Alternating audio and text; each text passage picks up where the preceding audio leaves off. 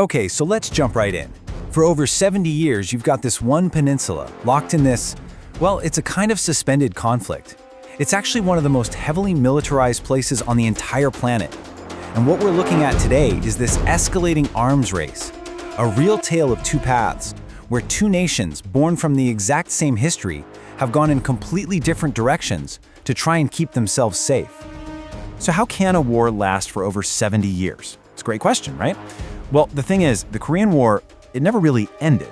It stopped in 1953 with an armistice, not a peace treaty. And that's the key. Think of it like someone hit a giant pause button on a conflict, and it's just been stuck there for decades. And this unresolved tension, it's the engine that drives everything. It shapes every military decision, every ambition for both North and South Korea, even today. And this right here, this really gets to the heart of it all. It boils down to two completely opposite philosophies. On one side, you've got North Korea, the DPRK. Their whole strategy is built on coercion, basically using their weapons as a threat, as leverage, to make sure the regime survives. But then you look south, at the ROK, South Korea, and it's a totally different story. They've poured everything into innovation, building this super high-tech military and leaning on powerful alliances for their security. So let's dig into North Korea's game plan first. For them, for Pyongyang, this isn't just about having a strong military for defense. No. At the end of the day, it's about one thing and one thing only: keeping the Kim family in power. Simple as that. Their whole quest for nukes and ballistic missiles, it's the ultimate insurance policy. It's their way of saying, don't mess with us, and it also helps them look strong to their own people. And to really get what makes them tick, you've got to understand this idea they call juche. It's their state ideology, and it all comes down to absolute self-reliance. Militarily, that means putting a gun in everyone's hands and modernizing their weapons, no matter the cost. And politically, it means total, absolute, unquestioning loyalty to the supreme leader. It creates the system where you can't even tell where the military ends and the regime begins. They're one and the same. And check this out. What's just staggering is the speed of all this under Kim Jong-un. I mean, in 2017, they basically said, okay, our ground-based missiles are done. But then they just kicked it into an entirely new gear. By 2021, boom, a 5-year plan for 13 new weapon systems. By 2023, they're rolling out things like the Hwasong-18. That's a solid-fuel ICBM, which is a huge deal because it means they're way harder to track and can be launched much, much faster. And now, with their deepening ties to Russia, well, that's just putting fuel on the fire. So here's a little snapshot of what all that speed gets you. And look, this isn't just one or two types of missiles. We're talking about a whole menu of options. You've got your short-range stuff like the Hwasong-6 that can hit anywhere in South Korea, no problem. Then you step up to the intermediate-range missiles that put US bases in Japan squarely in their sights. And then you've got the big ones, the ICBMs like the Hwasong-17 and 18. We're talking a range of 15,000 kilometers. That's enough to hit pretty much anywhere in the continental United States. Okay, let's completely flip the script and head south of the DMZ. South Korea's response to all this, well, it's the polar opposite. Forget isolation and threats. Seoul's strategy is all about technological dominance and doubling down on its rock-solid alliance with the United States. And believe me, they are absolutely putting their money where their mouth is. Just look at that number. In 2023 alone, we're talking nearly $48 billion on defense. That's a staggering amount of cash, and that level of investment has completely transformed their military. It's also turned their own defense industry into a global powerhouse. Yeah, and this is the really crucial part. South Korea isn't just buying weapons anymore. They're designing them, building them, and selling them to the world. We're talking about top-of-the-line gear like the K2 Black Panther tank and the K9 Thunder howitzer. And countries from Poland to Egypt are lining up to buy them. Why?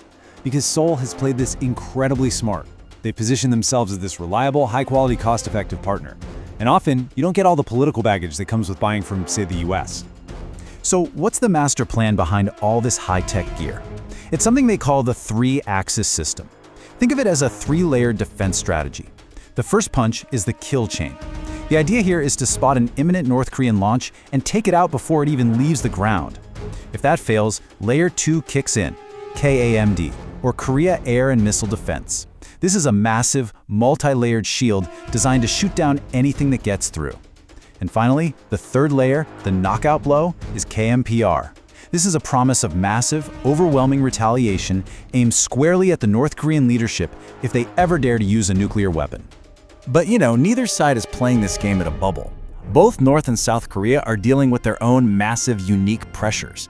These are the cracks in the armor, the things that keep them up at night. And when you put them side by side, it's really revealing. And this is where you see just how different their problems are. For North Korea, it's all internal, existential stuff. We're talking a shaky regime, constant food shortages, an economy that's basically on life support. This is exactly why they act out. The missile tests, the threats, it's all a desperate attempt to look strong at home and try to squeeze concessions from the rest of the world. Now look at South Korea. Their problems are completely different. They're external, structural. They're caught in this constant balancing act between their security needs with the US and their massive economic ties to China, all while dealing with a huge problem brewing at home. And that problem is a demographic time bomb. Just look at these numbers. A fertility rate of 0.72. That's not just low, it's the lowest in the entire world. To stay stable, a country needs a rate of 2.1. So, yeah, for a nation that depends on conscription, on mandatory military service to fill its ranks, this is a massive, massive challenge. Where are the soldiers of the future going to come from? It's a question they're desperately trying to answer. Okay, so you might be thinking, this is all happening on a small peninsula halfway around the world. Why should I care? Well, here's why. The tensions here, they don't respect borders. What happens in Korea has immediate and frankly dangerous consequences for everyone. Let's start with the most immediate risk, your safety when you fly or sail. See, North Korea doesn't send out a memo before they test a missile. They just launch it. And in the real world, that means a ballistic missile could be screaming through some of the busiest air and shipping lanes on the planet, totally unannounced. It's an incredibly reckless game of chance with civilian lives.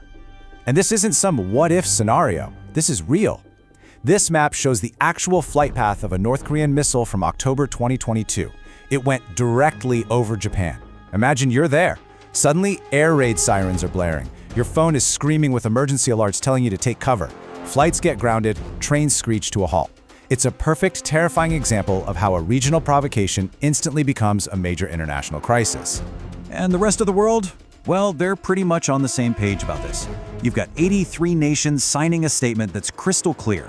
According to the global rules, the Nuclear Non-Proliferation Treaty, North Korea cannot be a nuclear weapons state, period. Their entire program is illegal, and it's a direct threat to the whole idea of stopping nuclear weapons from spreading everywhere. So that brings us right back to where we started.